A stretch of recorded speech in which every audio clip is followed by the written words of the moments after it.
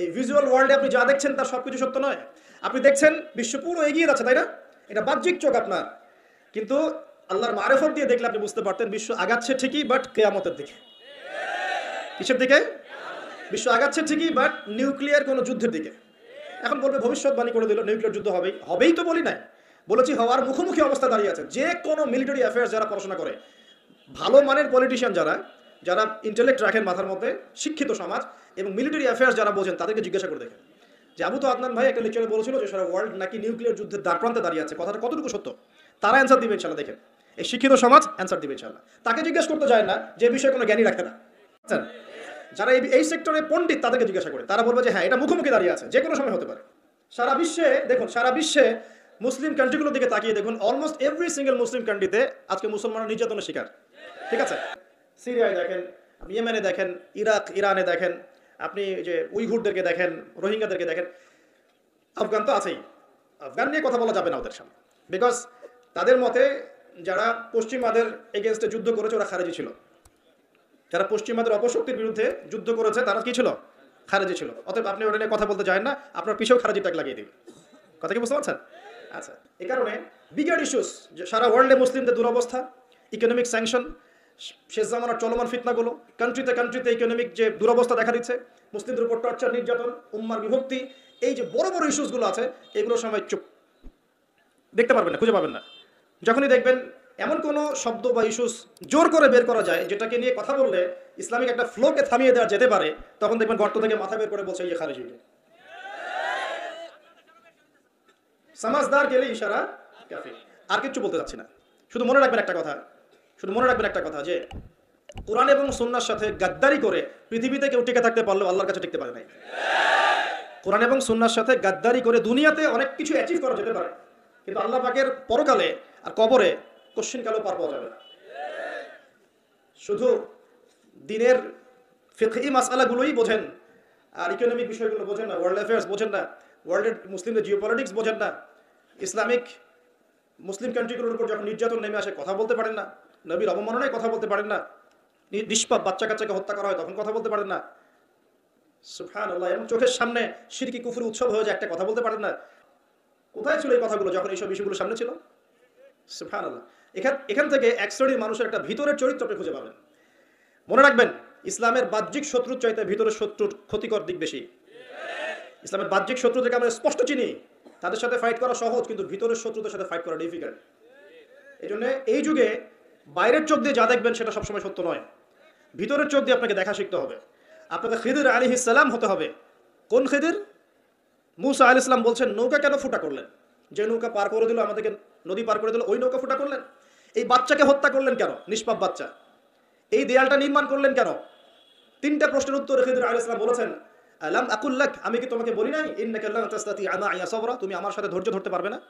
আমি নৌকা ফুটা করেছি এই কারণে, যদি নৌকা ফুটা না করতাম তাহলে এই নৌকা পরবর্তীতে হাইজ্যাক হয়ে যেত, কারণ ওই সমুদ্রে জলদস্যু ছিল, ভালো নৌকা হলে হাইজ্যাক করে ফেলতো, তাই ফুটা করে ফেলেছে।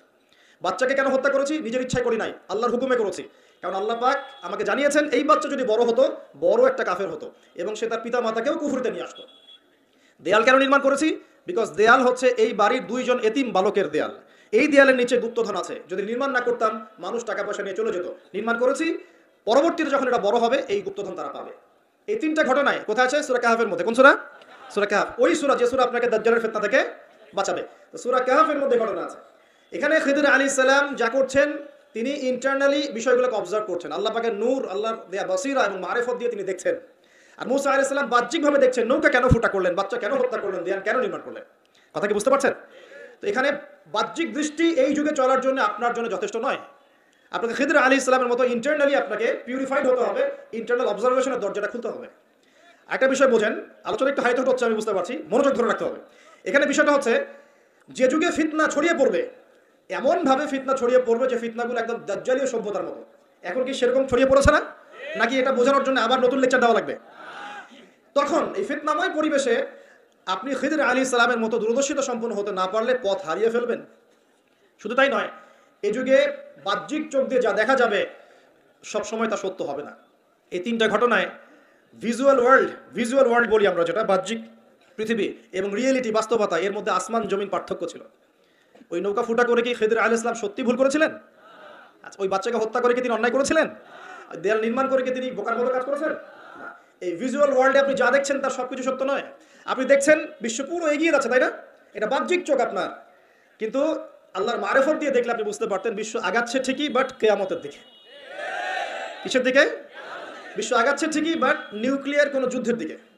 এখন বলবে ভবিষ্যৎবাণী করে দিল নিউক্লিয়ার যুদ্ধ হবেই। হবেই তো বলি নাই, বলেছি হওয়ার মুখোমুখি অবস্থা দাঁড়িয়ে আছে। যে কোনো মিলিটারি অ্যাফেয়ার্স যারা পড়াশোনা করে, ভালো মানের পলিটিশিয়ান যারা, যারা ইন্টেলেক্ট রাখেন মাথার মধ্যে, শিক্ষিত সমাজ এবং মিলিটারি অ্যাফেয়ার্স যারা বোঝেন, তাদেরকে জিজ্ঞাসা করে দেখেন যে আবু তো আদনান ভাই একটা লেকচারে বলেছিল যে সারা ওয়ার্ল্ড নাকি নিউক্লিয়ার যুদ্ধের দ্বারপ্রান্তে দাঁড়িয়ে আছে, কথাটা কতটুকু সত্য?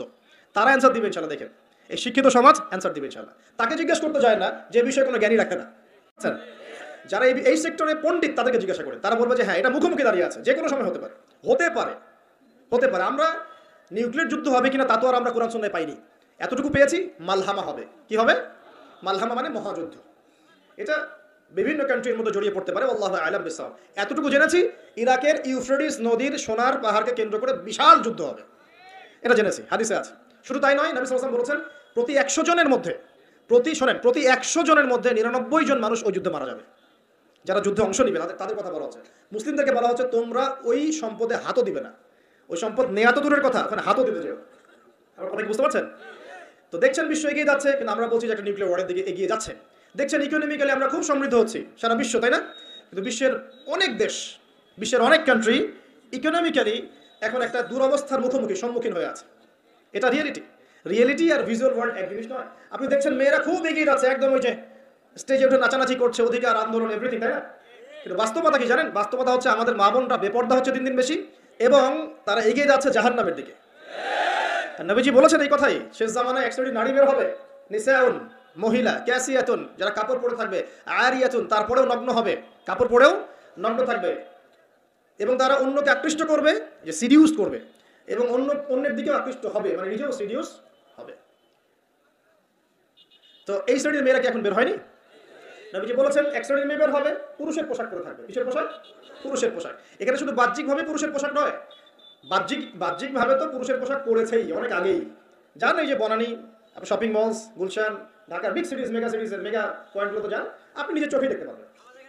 আপনার এখানেও আছে?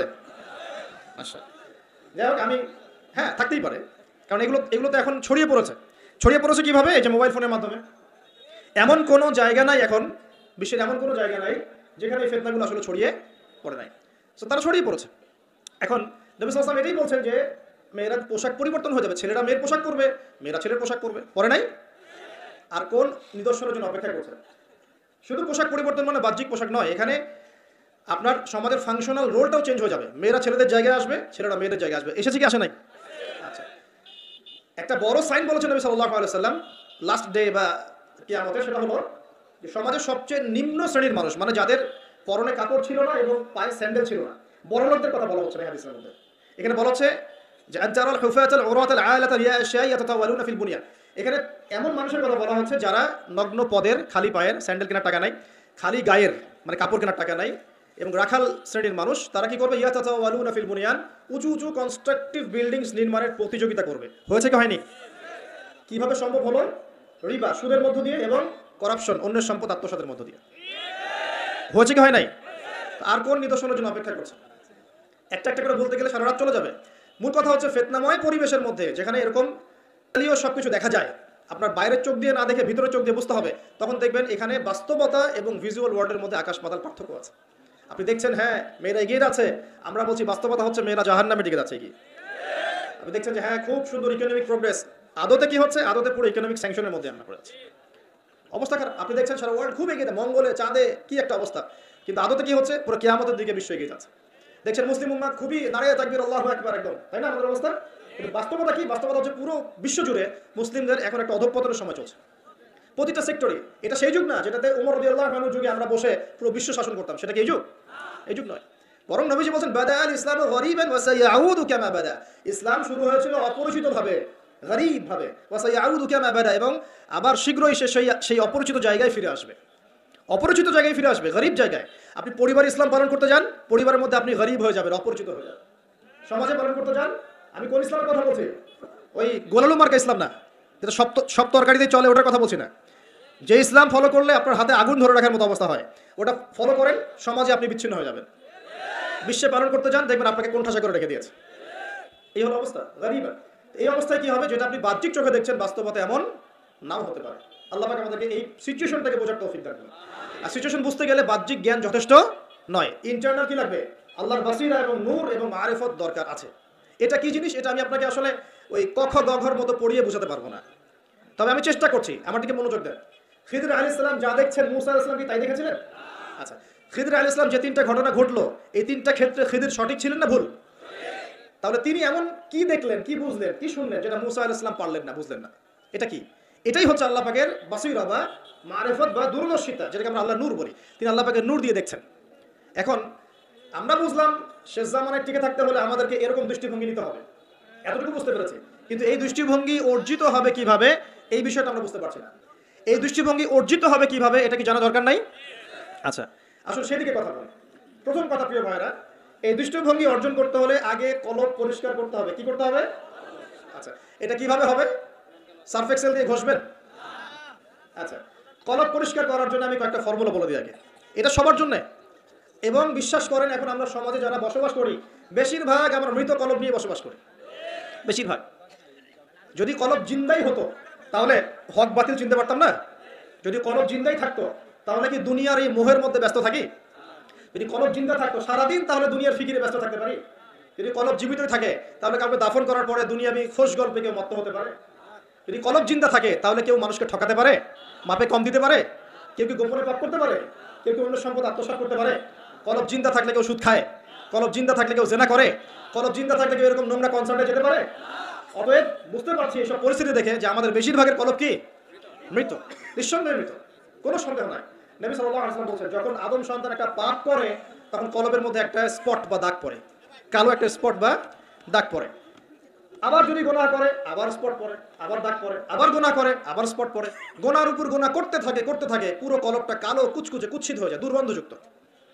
অনেস্টলি বলেন তো দেখি, অনেস্টলি বলেন যে আমাদের কলবগুলো এখন এরকম না? আমরা কন্টিনিউয়াসলি পাপ করি না? কতবার দিন আস্তাগফিরুল্লাহ ওয়া আতুবু ইলাইহি পড়ি, কতবার? নবী সাল্লাল্লাহু আলাইহি ওয়াসাল্লাম এমন একজন ব্যক্তি যার আগের গুনাহ মাফ, পরের গুনাহ মাফ, তারপরেও তিনি দিনে 100 বার বলতেন আস্তাগফিরুল্লাহ ওয়া আতুবু ইলাইহি। আমাদের তো প্রয়োজন হয় না, কারণ আমাদের তো অনেকের, আমাদের সবার না, অনেকের অ্যাটিটিউডটা এমন যে সে জান্নাতে অলরেডি চলে গেছে এবং তার দল, তার সংগঠন অলরেডি জান্নাতে চলে গেছে। আপনার যদি লিজ লাগে আপনি আসেন আমার কাছে, ফর্ম পূরণ করেন, আপনাকে দিয়ে দিব জান্নাত। এমন অ্যাটিটিউড নাই? এই অ্যাটিটিউডটা কিন্তু ইহুদের দর্শন। ওরা এরকম মনে করতো যে আমরা আল্লাহর সিলেক্টেড বান্দা, ইলেক্টেড বান্দা, যদি জাহান্নামে যাইও তাহলে অল্প কয়েকদিন থাকবো, তারপর বেরো চলে আসবো। হ্যাঁ, এই কথা সূরা বাকারায় আছে, পড়ে দেখেন। তো দেখুন প্রিয় ভাইরা, কলব পরিষ্কারটা সবচেয়ে ইম্পর্টেন্ট জিনিস। এখন মানুষ বলতে পারে সুফিজমের আলোচনা করছে। হ্যাঁ, সুফিজমের আলোচনা করছি কিনা তা জানি না, তবে আমি আল্লাহর ইহসান নিয়ে কথা বলছি। কি নিয়ে কথা বলছি? হাদিসে জিবরিলের মধ্যে 4টা প্রশ্ন করা হয়েছে। কটা প্রশ্ন? 4টা। তার মধ্যে একটা প্রশ্ন হচ্ছে আখবিরনি আনিল ইহসান, হে মুহাম্মদ সাল্লাল্লাহু আলাইহি ওয়াসাল্লাম আমাকে ইহসান সম্পর্কে বলুন। জিবরাইল আলাইহিস সালাম প্রশ্ন করছেন। কে প্রশ্ন করছেন? ইহসান কি? নবী সাল্লাল্লাহু আলাইহি ওয়াসাল্লাম বলেন, আনতা আবুদুল্লাহ কাআন্নাকা তারাহ, তুমি এমন ভাবে আল্লাহর ইবাদত করবে যেন তুমি আল্লাহকে দেখতে পাচ্ছ। ওয়া ইল্লাম তাকুন তারাহু ফাইন্নাহু ইয়ারাক, তুমি যদি আল্লাহকে দেখতে নাও পারো জেনে রাখবে যে আল্লাহ পাক তোমাকে দেখছেন।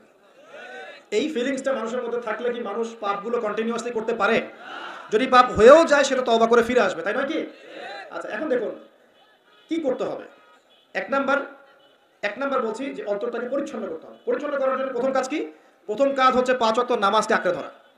কি করা? 5 ওয়াক্ত নামাজকে আঁকড়ে ধরা। যদি আপনি জামাত মিসও করে ফেলেন, বাসায় পড়ে ফেলবেন, নামাজ বাদ দেওয়া যাবে না। মানে জামাত মিস করে ফেলেছি জন্য নামাজ বাদ, এমন নয়। জামাত মিস হয়ে গেছে, আচ্ছা হয়ে গেছে, ঘুমিয়েছিলেন বা মনে ছিল না বা ব্যস্ত ছিলেন, কথার কথা, যখনই সময় পেয়েছেন, মনে পড়েছে, ঘুম থেকে উঠেছেন, নামাজ পড়তে হবে, একাই পড়তে হবে। বাদ দিবেন আজকে থেকে? বরং আমরা চেষ্টা করবো ইনশাআল্লাহ জীবনে যে নামাজগুলো কাজা হয়ে গেছে সেগুলো যেন হিসেব করে আদায় করে দেওয়া সম্ভব হয়, এটাও চেষ্টা করা উচিত। আল্লাহ তৌফিক দান করুন। এক নম্বর নসিহত, নামাজ ছাড়া যাবে না। কারণ একটা হাদিস যথেষ্ট। নবী সাল্লাল্লাহু আলাইহি ওয়াসাল্লাম বলেছেন যে মান তারাকা সালাতান মুতাআম্মিদান ফাকাদ কাফারা, যে ব্যক্তি ইচ্ছাকৃতভাবে নামাজকে ছেড়ে দিল সে ব্যক্তি যেন কুফরি করলো। কি করলো? কুফরি করলো। মুআয বিন জাবাল রাদিয়াল্লাহু আনহু হাদিসে এসেছে, নবী সাল্লাল্লাহু আলাইহি ওয়াসাল্লাম বলেছেন মান তারাকা সালাতান মুতাআম্মিদান ফাকাদ বারিআত মিন জিম্মাতিল্লাহ, যে ব্যক্তি ইচ্ছাকৃতভাবে তার উপর অর্পিত ফরজ নামাজ ত্যাগ করলো সে ব্যক্তি আল্লাহ পাকের জিম্মেদারি থেকে মুক্ত হয়ে গেল, তার উপর আল্লাহর কোনো জিম্মেদারি নাই। প্রথম নসিহত, যদি অন্তর পরিচ্ছন্ন করতে চাই নামাজ। মনে থাকবে ইনশাআল্লাহ। আল্লাহ আমাকে তৌফিক দান করুন, আপনাদের সবাইকে তৌফিক দান করুন। 2 নাম্বার, বেশি বেশি কোরআন তেলাওয়াত। বেশি বেশি কি? কোরআন তেলাওয়াত। কোরআন তেলাওয়াতের কোনো বিকল্প নেই। প্রত্যেক দিন কিছু কিছু আয়াত এবং সূরাগুলো অবশ্যই তেলাওয়াত করার চেষ্টা করবেন। যেমন আমি বলে দেই, কিছু বলে দেই, মনে রাখেন, কিছু কিছু শিখেন। 1 নাম্বার সূরা ফাতিহা, 2 নাম্বার সূরা ফালাক, নাস, ইখলাস 3 বার করে সকাল সন্ধ্যা। সূরা ফালাক, নাস, ইখলাস, কুল হুয়াল্লাহু আহাদ, কুল আউযু বিরাব্বিল ফালাক এবং কুল আউযু বিরাব্বিন নাস 3 বার। সূরাতুল কাফিরুন ঘুমানোর আগে একবার, সূরা হাশরের শেষ 3 আয়াত, সূরা বাকারার শেষের 3 আয়াত, ঠিক আছে? তারপরে সূরা মুমিনুনের কিছু আয়াত, আয়াতুল কুরসি, সূরা আলে ইমরানের শেষের 10 আয়াত, সম্ভব হলে সূরা মুলক, প্রত্যেক জুমায় সূরাতুল কাহফ।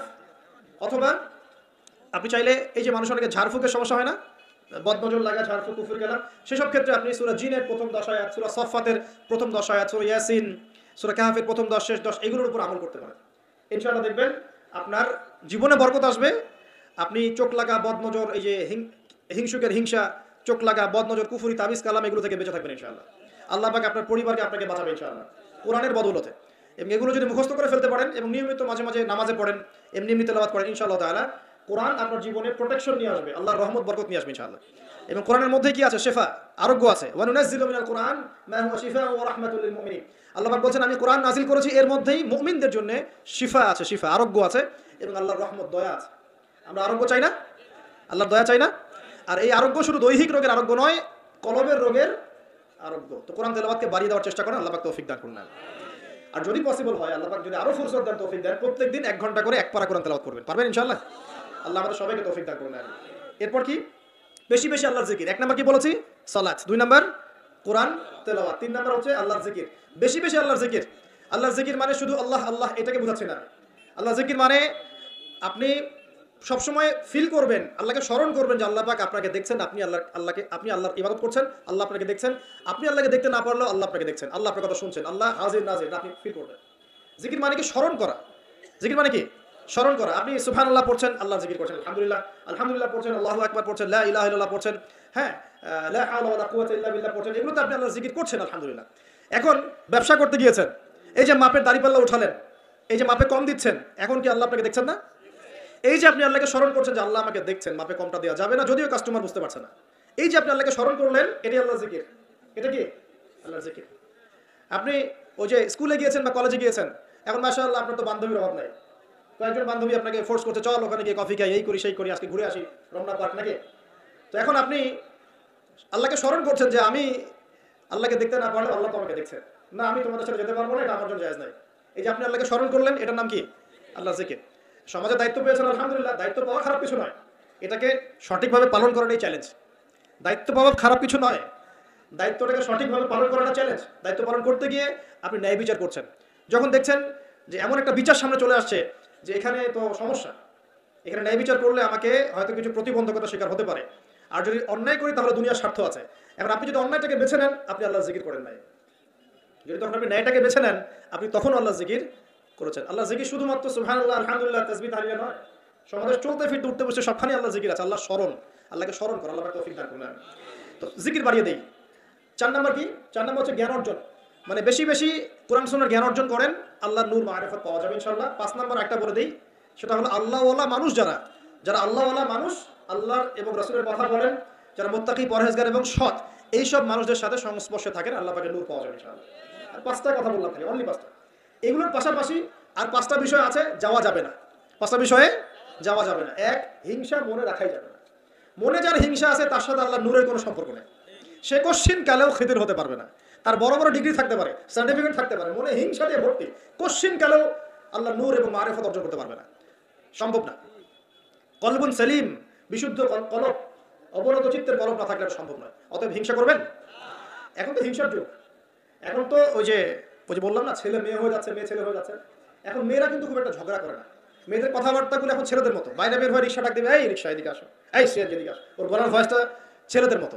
আর ছেলেরা কি করে দেখবেন, যে কোনো একটা ইস্যু পাক বা না পাক, অনলাইনে ফেসবুকে বসে আহলুল কমেন্ট, এখানে দেখবে সারাদিন ঝগড়া করছে, ঝগড়া করে করে করে লাস্টে বলবে যে আমিন না লিখে কেউ যাবেন না। এই হলো অবস্থা। দেখবেন ঝগড়াটা একটা স্বভাব ছেলেদের মধ্যে আসে। ছেলেরা ঝগড়া করবে কেন? ছেলেরা মারামারি করে সরাসরি, নাকি?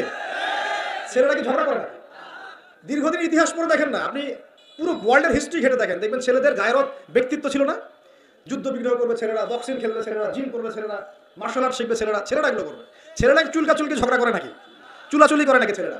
এখন দেখবেন ফেসবুকে ঢুকলেই ছেলেরা কিন্তু মেয়েলি ঝগড়া করে, দেখছেন, খেয়াল করছেন? এটা সাইকোলজিক্যাল পরিবর্তন হয়েছে, ছেলেটা মেয়ে হয়ে যাচ্ছে, মেয়েদের মধ্যে সাইকোলজিক্যালি ছেলেদের প্রভাব বিস্তার হচ্ছে। অতএব হিংসায় যায় না, এটা হিংসার যুগ। হাবিল হন, কাবিল হন না।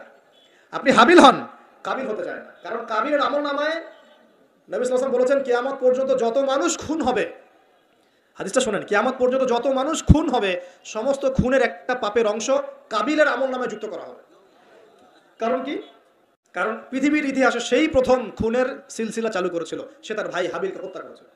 হাবিল কাবিলের এই সুন্নাত এখন নাই? আছে? মুসলিমদের মধ্যে দেখবেন বহু কাবিল ঘুরে বেড়াচ্ছে, আছে না? হাবিলের সুখ ওর ভালো লাগছে না, হাবিলের উন্নতি অগ্রগতি ওর পছন্দ হচ্ছে না, হাবিলের কুরবানি আল্লাহর কাছে কবুল হচ্ছে, ও সহ্য করতে পারছে না, এই জন্য সে কাবিল হয়ে গেছে। এরকম কাবিলের সংখ্যার অভাব নাই তো পৃথিবীতে। আর বারবার বলছি যে ভিতরের শত্রু চেনা খুব ডিফিকাল্ট, বাইরেগুলো চেনা যায়। আমরা দোয়া করি আল্লাহ রাব্বুল আলামিন ভিতর এবং বাইরের সব ধরনের শত্রুতা থেকে ইসলামকে হেফাজত করুন, এবং যারা দুনিয়ার স্বার্থে ইসলামের বিরুদ্ধে শত্রুতা করবে আল্লাহ তাদের শেকড়টা উপরে ফেলে দেন। সামনে যান। এক নাম্বার কি রাখা যাবে না? হিংসা।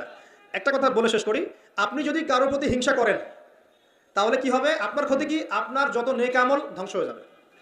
হিংসা সেভাবে নেক আমলকে পুড়িয়ে দেয় যেমন করে আগুন কাঠকে পুড়িয়ে দেয়। হাদিস শুনেছেন হাদিসটা?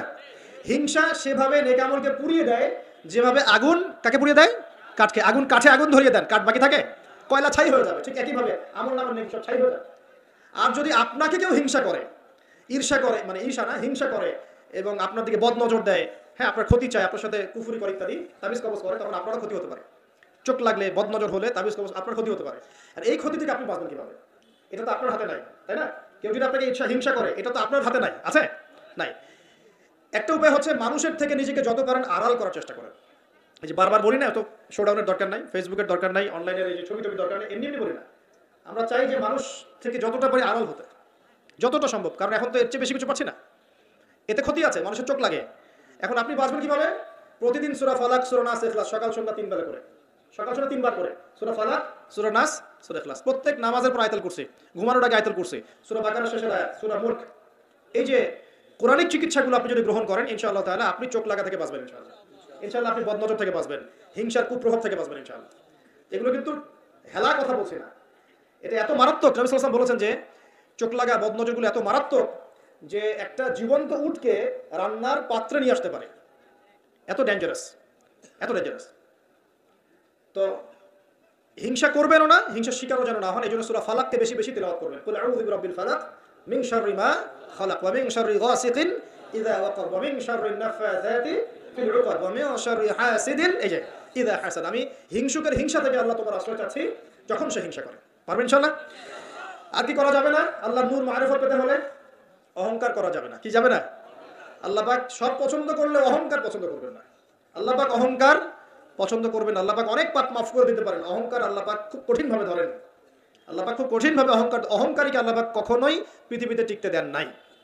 অহংকার আল্লাহ পাকের চাদর, এটা ধরে কেউ টান দিতে পারে না।